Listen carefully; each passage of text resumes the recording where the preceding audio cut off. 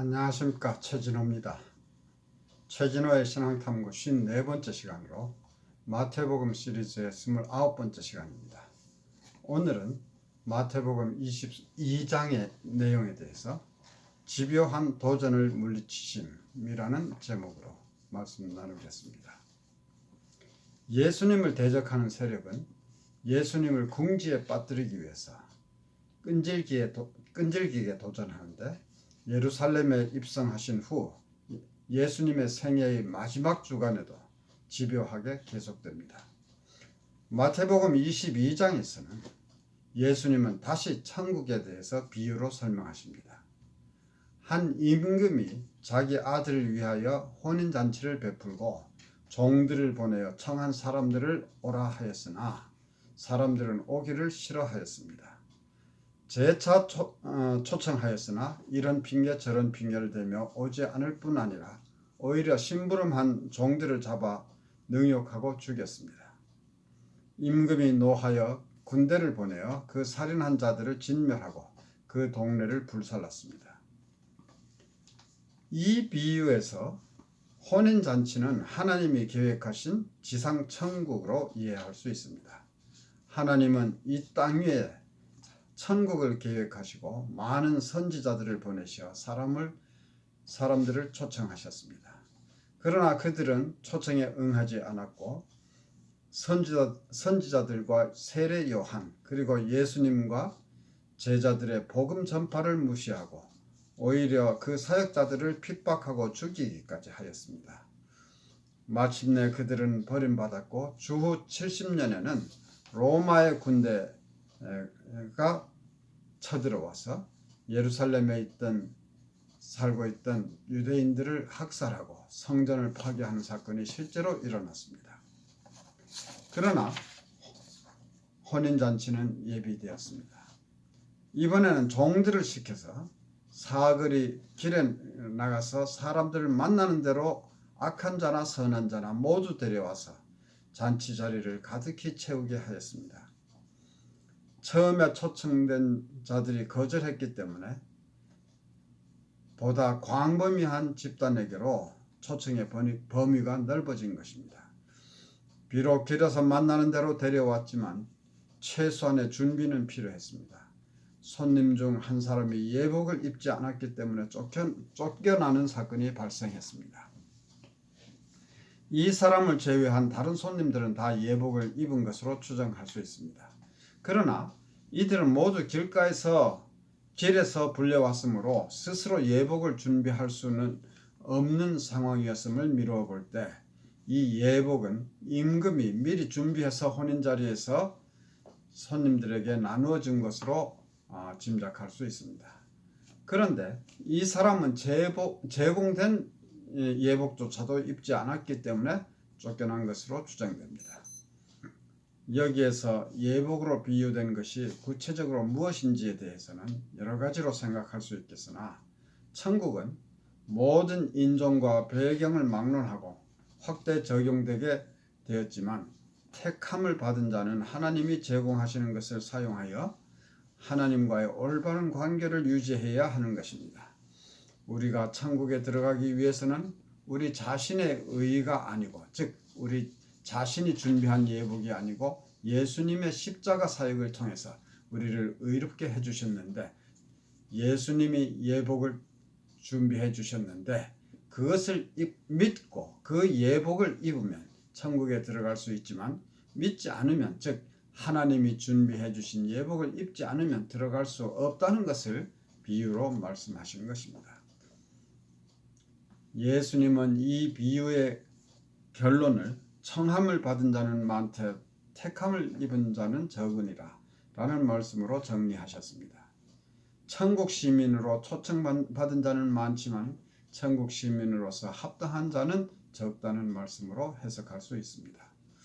모든 유대인들은 자기 민족을 지배하고 있는 로마 제국에 대해서 적대심을 가지고 있었지만, 특히 바리새인들은 로마 제국을 원수로 생각하는 순수주의자들이었습니다. 그리고 헤롯 왕의 통치를 지지하는 자들이고, 헤롯 왕은 로마 제국에 아부하여 분봉왕으로 영달을 누리는 자입니다. 따라서 바리새인들과 헤롯 당원들은 정치적으로 서로 반대의 입장에 있는 자들이었습니다. 그럼에도 불구하고 예수님을 제거하는 한 가지 목표를 위해서는 이들은 정략적으로 제휴하는 모습을 보이고 있습니다.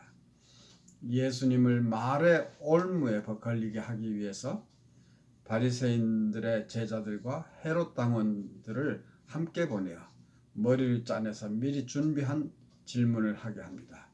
이들은 본 질문을 하기에 앞서 선생님이여 우리가 아노니 당신은 참되시고 참으로서 하나님의 도를 가르치시며 아무라도 꺼리는 일이 없으시니 이는 사람을 외모로 보지 아니하심이니이다 라고 의도적으로 칭찬하는 말로 대화를 시작합니다.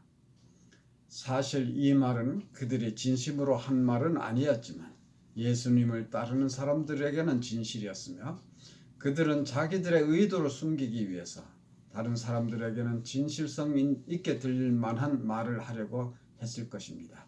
따라서 이것은 그들에게는 위선적인 말이었지만 객관적으로는 진실성 있는 말이라는 것이 입증되는 셈입니다.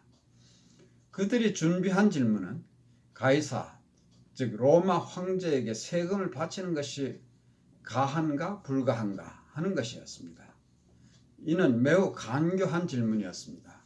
예수님이 만일 세금을 바치지 말라고 대답하신다면 로마 황제를 거역하는 것이므로 로마의 공권력을 이용해서 예수님을 제거할 수 있을 것입니다. 만일 바치라고 대답한다면 로마 제국에 협조하는 것이므로 로마 제국의 통치에 반감을 가지는 백성들의 신망을 잃게 될 것입니다. 그들의 의도를 다 알고 계신 예수님은 세금을 낼 때 사용하는 데나리온, 즉 동전 하나를 가져오게 하셨는데 여기에는 로마 황제의 모습이 새겨져 있었던 것 같습니다. 예수님은 이 데나리온을 가리키며 이 형상과 이 글이 네 것이냐 하시니 그들은 가이사의 것이니이다 라고 대답하였고 예, 그런즉 가이사의 것은 가이사에게 하나님의 것은 하나님께 바치라고 대답하셨습니다. 과연 탄복할 만한 지혜로운 대답입니다. 자기들이 준비한 올가미에 꼼짝없이 걸려들 것으로 예상했던 그들은 이 말씀을 듣고 기이히 여기며 떠나갔다고 합니다. 아마도 머쓱해서 떠나갔을 것입니다.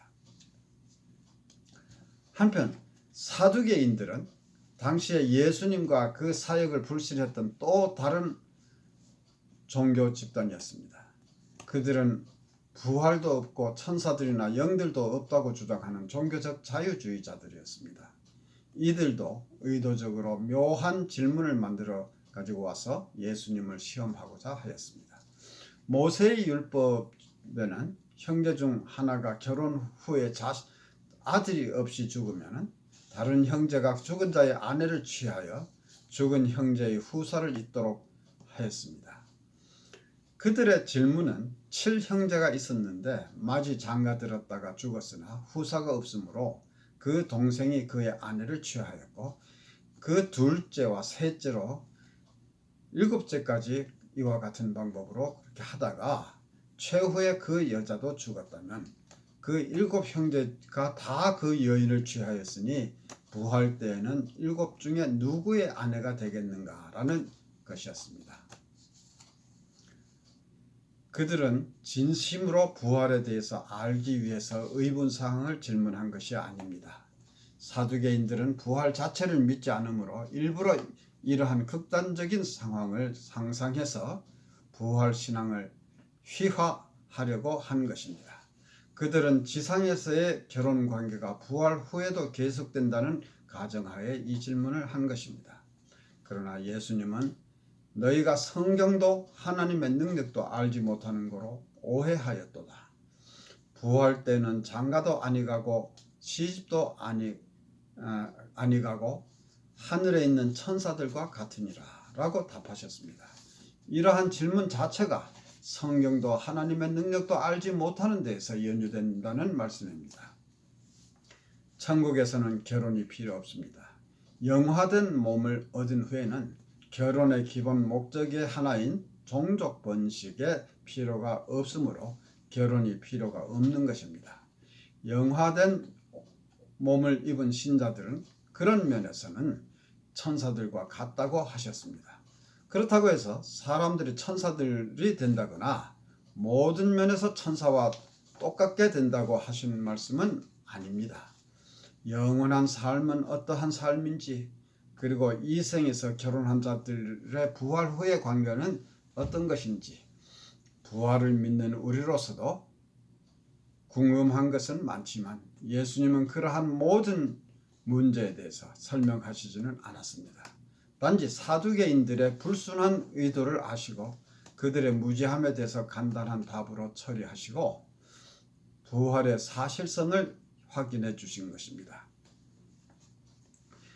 예수님은 죽은 자의 부활이 있다는 사실을 확인하시기 위해서 하나님이 너희에게 말씀하신 바 나는 아브라함의 하나님이요 이삭의 하나님이요 야곱의 하나님이로다 하신 것을 읽어보지 못하였느냐. 하나님은 죽은 자의 하나님이 아니요 산 자의 하나님이시니라 라고 하나님이 모세에게 직접 하신 출애굽기 3장 6절의 말씀을 인용하셨습니다. 만일 아브라함이나 이삭이나 야곱이 죽어서 어느 곳에도 존재하지 않는 사람이라면 나는 그들의 하나님이로라 는 말씀 대신에 나는 그들의 하나님이었노라 라고 과거형으로 표현하셨을 것입니다. 하나님이 현재의 시제를 사용하셨다는 것은 그들이 지금도 하나님과 함께 살아 있으며 하나님은 여전히 그들의 하나님이심을 의미하는 것입니다. 하나님은 죽은 자의 하나님이 아니요 산 자의 하나님이신 것입니다. 예수님의 가르치심에 무리가 듣고 놀랐다고 합니다. 사두개인들이 예수님을 시험하려다가 할 말을 잃고 물러났다는 말을 듣고 이번에는 다시 바리새인들이 나섭니다. 예수님을 올무에 걸리게 하려고 이들이 서로 번갈아 가면서 도전하는 집요함을 엿볼 수 있습니다. 한 율법사가 예수님을 시험하기 위해서 물었습니다. 선생님이여 율법 중에 어느 계명이 크니까? 이것은 당시의 종교 지도자들 사이에 논란이 되었던 문제라고 합니다. 예수님은 내 마음을 다하고 목숨을 다하고 뜻을 다하여 주 너의 하나님을 사랑하라 하셨으니 이것이 크고 첫째 되는 계명이요 둘째는 그와 같으니 내 이웃을 내 몸과 같이 사랑하라 하셨으니 이 두 계명이 온 율법과 선지자의 강령이니라고 하셨습니다.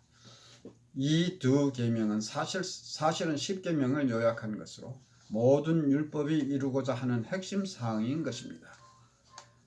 마태복음에서는 이 율법사에 대해서 더 이상의 언급이 없으나 마가복음에 의하면 즉 마가복음 12장 33절에서 이 율법사가 예수님의 말씀에 공감하면서 이 두 가지 계명을 지키는 것이 전체로 드리는 모든 번제물과 기타 제물보다 더 중요하다고 실토하였습니다. 그는 예수님의 가르침을 통해서 나는 인애를 원하고 제사를 원치 아니하며 번제보다 하나님을 아는 것을 원하노라 라는 호세아 6장 6절의 말씀의 진리를 깨달았던 것입니다. 이에 예수님은 그가 지혜 있게 대답함을 보시고 내가 하나님의 나라에 멀지 않도다 라고 말씀하셨습니다. 비록 이 율법사는 그가 예수님께 질문을 시작할 때에는 교만한 마음으로 예수님을 시험하고자 하였지만 대화의 마지막 단계에서는 그의 마음에 구원의 빛이 비치기 시작한 것입니다. 이번에는 예수님이 바리새인들에게 너희는 그리스도에 대해서 어떻게 생각하느냐? 네 자손이냐? 라고 물으셨습니다. 이에 그들은 다윗의 자손이라고 대답하였습니다. 이미 전에도 예수님을 따르는 사람들은 예수님을 다윗의 자손이라고 불렀고 예수님은 거기에 이의를 제기하지 않으셨습니다. 그 이유는 구약에서 이 메시아가 다윗의 가게에서 나올 것으로 예언되어 있었고 그들은 예수님을 다윗의 자손이라고 부름으로써 예수님이 그 예언되었던 오실 그분, 즉 메시아이심을 인정했다는 것이 중요하기 때문입니다. 그러나 여기에서는 예수님은 바리새인들의 대답에 이의를 제기하십니다. 그러면 다윗이 성령에 감동하여 어찌 그리스도를 주라 칭하여 말하되 주께서 내 주께 이르시되 내가 내 원수를 내 발 아래 둘 때까지 내 우편에 앉으시라 하셨도다 라고 하였느냐. 다윗이 그리스도를 주라 칭하였은즉 어찌 그의 자손이 되겠느냐 라고 반문하셨습니다. 예수님은 다윗의 시인 시편 110편 1절을 인용하셨는데 주께서 내 주께 이르시되 라고 할 때 처음에 주는 여호와 성부 하나님을 지칭하는 것이고 두 번째 내 주께에서의 주는 메시아를 지칭하는 것입니다. 다윗이 메시아를 하나님을 의미하는 뜻의 주라고 칭하였다면 그는 단지 인간적인 다윗의 자손 이상의 존재이심이 확실한 것입니다. 다윗은 메시아의 신성을 인정한 것입니다. 예수님은 전에 백성들이 자신을 다윗의 자손이라고 불렀을 때에는 그들이 신학적인 깊은 의미는 모르더라도 단지 그들이 자신의 메시아이심을 받아들이는 것만으로도 충분하다고 생각하셨던 것 같습니다. 그러나 십자가에서 죽으심을 며칠 앞둔 시점에 적어도 종교 지도자들에게는 그들이 믿든지 않든지 자신의 신성을 분명히 선언해 두실 필요가 있었으리라고 짐작됩니다. 예수님의 신성을 인정할 준비가 되어 있지 않았던 바리새인들에게는 이 신학적 논제는 너무 힘든 문제였을 것입니다. 따라서 이에 대해 한 말도 능히 대답하는 자가 없었고 그날부터 감히 그에게 묻는 자도 없었다고 합니다. 감사합니다.